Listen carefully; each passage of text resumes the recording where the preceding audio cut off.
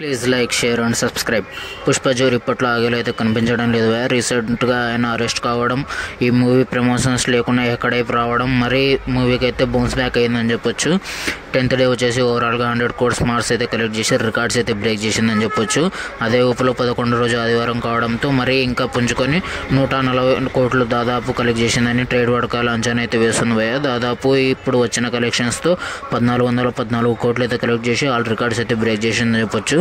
ఇలాగే రికార్డ్స్ పరంపర అయితే కొనసాగితే మన బాహుబలి 2 రికార్డ్స్ కూడా దాసోహం అవుతాయని నేనైతే అనుకుంటున్నా భయ్య. హిందీ నెట్ అయితే ఓవరాల్గా 11వ రోజు 55 కోట్లు కలెక్ట్ చేసి రికార్డ్స్ అయితే బ్రేక్ చేసింది.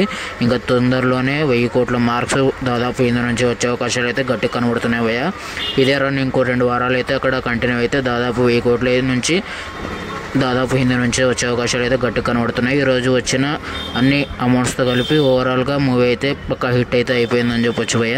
చూడాలి ఇంకా ఎలాంటి రికార్డ్స్ అయితే క్రియేట్ చేస్తుందో ఈ మూవీ.